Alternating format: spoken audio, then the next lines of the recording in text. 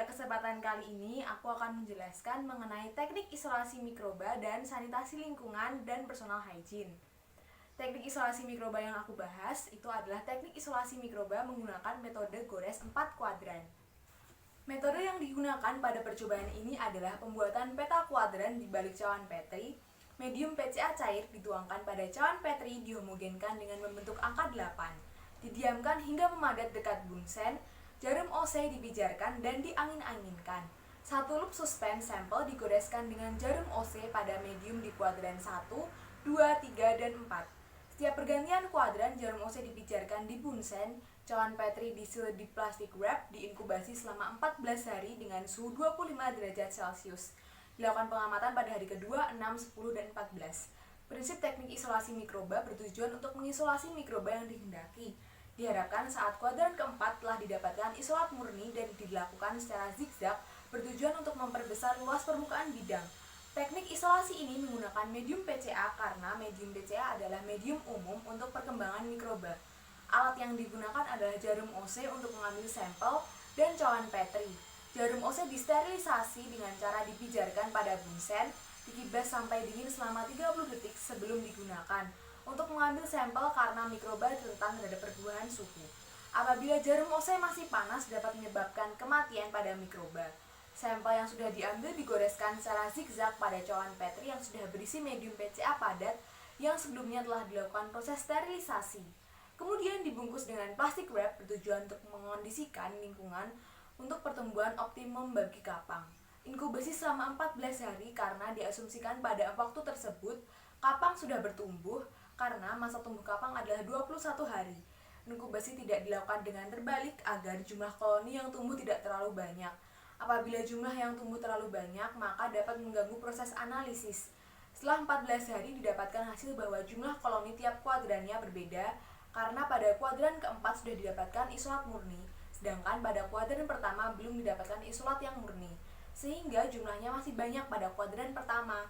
Kelebihan metode ini adalah membutuhkan waktu analisis yang cepat sehingga tidak menghabiskan banyak waktu. Kekurangannya adalah membutuhkan keterampilan khusus dalam mengores sampel ke medium untuk mendapatkan hasil yang maksimal. Berdasarkan percobaan yang telah dilakukan, didapatkan kesimpulan bahwa teknik gores menunjukkan hasil koloni tiap kuadrannya dan tiap kuadran mengalami penurunan jumlah karena sudah didapatkan isolat murni. Berikut ini adalah hasil isolasi kapang saat praktikum dan hasil isolasi kapang dari referensi. Materi yang kedua adalah sanitasi lingkungan dan personal hygiene. Metode percobaan sanitasi lingkungan dan personal hygiene adalah menguji koloni mikroba pada tubuh manusia dengan sampel tangan steril, tangan tidak steril, kuku, dan rambut. Pengujian sanitasi lingkungan dengan swab test pada sampel meja praktikum dan handle pintu kamar mandi. Menguji direct air contact dengan mendekatkan cawan Petri di bunsen dan cawan Petri yang tidak didekatkan pada bunsen. Percobaan dilakukan dengan menggunakan medium PCA steril yang sudah disterilisasi basah dengan autoclave dan diinkubasi selama 24 jam. Prinsip percobaan personal hygiene adalah melakukan uji coba perhitungan koloni mikroba dari sampel tubuh manusia. Prinsip pengujian sanitasi lingkungan adalah mengetahui jumlah koloni mikroba pada benda atau permukaan yang sering disentuh oleh manusia karena jumlah koloni mikroba pada benda tersebut mencerminkan kondisi sanitasi lingkungannya. Tujuan pengujian direct air contact adalah membuktikan bahwa di udara terdapat cemaran mikroba yang berasal dari droplet. Handle pintu kamar mandi memungkinkan adanya kontaminasi dengan bakteri E. coli yang berasal dari tinja manusia dan sering dikali dipegang oleh manusia sehingga memungkinkan adanya cemaran mikroba. Trichopiton rubrum menginfeksi kuku sehingga menyebabkan gejala klinis berupa maserasi di sela jari. Trichopiton rubrum menginfeksi manusia apabila manusia tidak menjaga kebersihan dirinya. Biasanya ditemukan pada petani yang sering tidak menggunakan alas kaki saat bekerja di sawah dan kurang memperhatikan kebersihan kuku. Mikroba yang terdapat pada rambut adalah Staphylococcus aureus yang dapat masuk melalui folikel rambut dan dapat teridentifikasi melalui rambut manusia. Staphylococcus aureus dapat menyebabkan infeksi pada manusia termasuk infeksi kulit yang ditimbulkan dengan munculnya bisul pada kulit. Infeksi ini terjadi apabila seseorang tidak menjaga kebersihan dirinya. Personal hygiene dapat dilakukan dengan cara selalu menjaga kebersihan diri seperti mandi secara teratur, rajin mencuci tangan dengan sabun, mencuci baju yang digunakan, dan menggunakan hand sanitizer apabila sering berada di luar ruangan. Sanitasi lingkungan merupakan suatu kondisi kebersihan lingkungan yang tercermin dengan terlancarnya saluran air, sirkulasi udara, dan aktivitas pembuangan baik sampah maupun limbah. Sanitasi lingkungan yang baik akan mempengaruhi kualitas kesehatan seseorang yang tinggal pada lingkungan tersebut.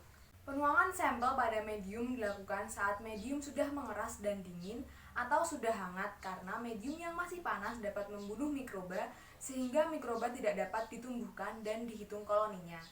Pengujian mikrobiologis harus dilakukan pada kondisi yang aseptis, artinya kondisi yang steril. Menciptakan kondisi aseptis ini dapat dilakukan dengan cara menyalakan bunsen di sekitar lokasi pengujian karena bunsen berfungsi untuk meminimalisir kontaminasi dengan mikroba yang lainnya.